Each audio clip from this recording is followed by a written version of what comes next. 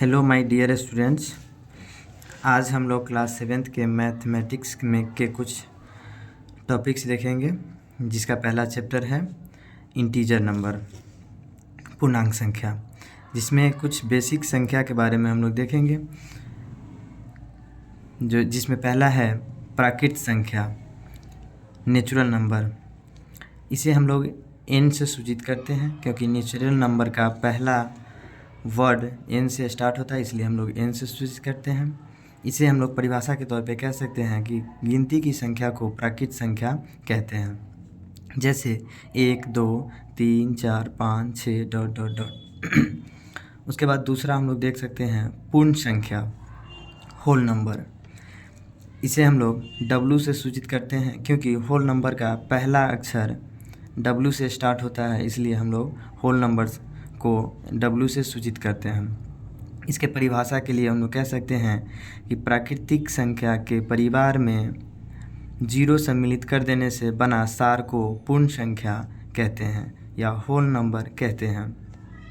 आगे हम लोग पूर्णांक संख्या के बारे में देखेंगे। पूर्णांक संख्या यानी इंटीजर नंबर्स पूर्णांक संख्या को Z से सूचित करते हैं। इससे पहले कि हम लोग देख ले कि Z पूर्णांक संख्या का पहला लेटर इंटीजर नंबर I से स्टार्ट होता है और हम लोग Z से स्टार्ट या Z से सूचित क्यों करते हैं, तो देख ले कि नोट में कुछ दिया हुआ है कि Z जर्मन शब्द के जहलीन से लिया गया है, जिसका अर्थ गिनना होता है, और जहल जिसका अर्थ संख्या होता है। सीधा सीधा कह ले कि जिस तरह हम लोग संख्या को संख्या कहते हैं, उसी तरह जर्मन भाषा में संख्या को जहल कहते हैं, और संख्या से बने गिनती को हम लोग अपने शब्द में गिनती कहते हैं, तो जर्मन भाषा में जहलीन कहते हैं, गिनती को जहलीन कहते हैं। अतः हम लोग समझ सकते हैं कि जहलीन का पहला अक्षर Z से स्टार्ट होता है, इसीलिए पूर्णांक संख्या को हम लोग Z से सूचित करते हैं। इसके परिभाषा के लिए देखेंगे कि निगेटिव गिनती की संख्या और पॉजिटिव गिनती की संख्या के परिवार में 0 को सम्मिलित कर देने से बना सार को पूर्णांक संख्या कहते हैं।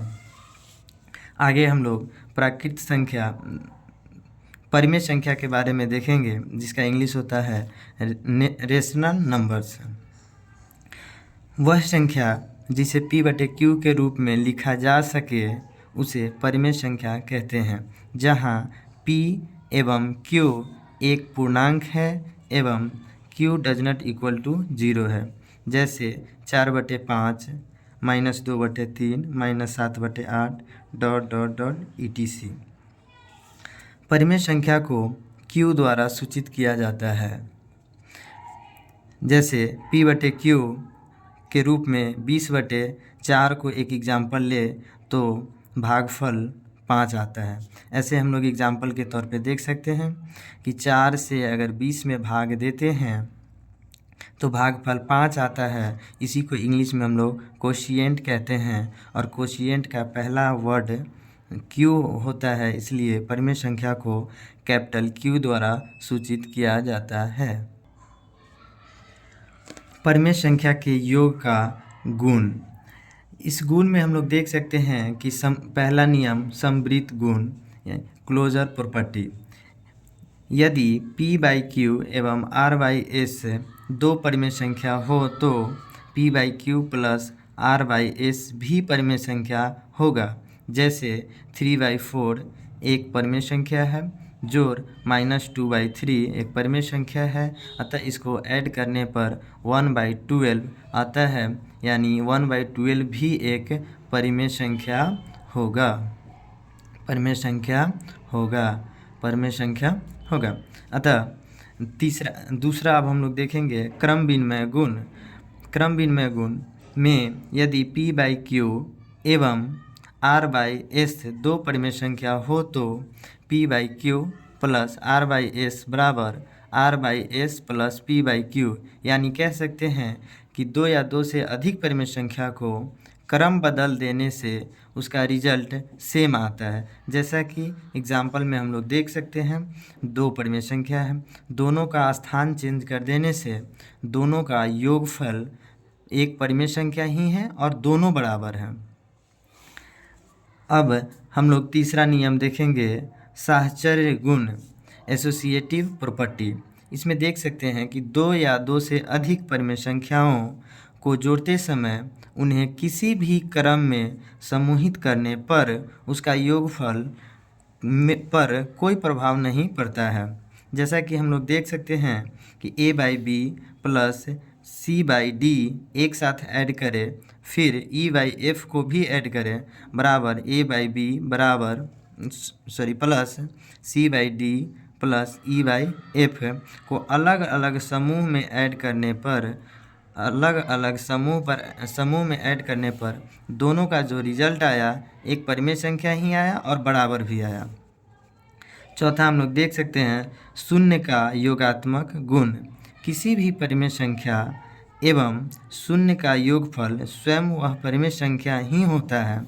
जैसा कि हम लोग देख सकते हैं a/b में 0 को ऐड करने पर a/b ही रिजल्ट आया। एग्जाम्पल के तौर पे हम लोग एक संख्या को लिए और फिर उसका रिजल्ट वही परिमेय संख्या आया जो पहले था। इसके बाद हम लोग योग के व्युत्क्रम का अस्तित्व या किसी परिमेय संख्या का ऋणात्मक का योग हम लोग देख सकते हैं। एक a/b परिमेय संख्या धनात्मक परिमेय संख्या है, इसमें ऋणात्मक परिमेय संख्या सेम संख्या को ऐड करने पर इसका रिजल्ट 0 आया। जैसा कि हम लोग देख सकते हैं एग्जाम्पल में 3/4 एक परिमेय संख्या है, इसका ऋणात्मक परिमेय संख्या -3/4 है, दोनों को ऐड करने के बाद 0 के बराबर आया। माय डियर स्टूडेंट, इस चैप्टर के कुछ संख्या पर आधारित कंसेप्ट को हम लोग देखे हैं और इससे रिलेटेड नेक्स्ट लेक्चर में हम लोग बाकी चैप्टर एवं एक्सरसाइज को देखेंगे। धन्यवाद।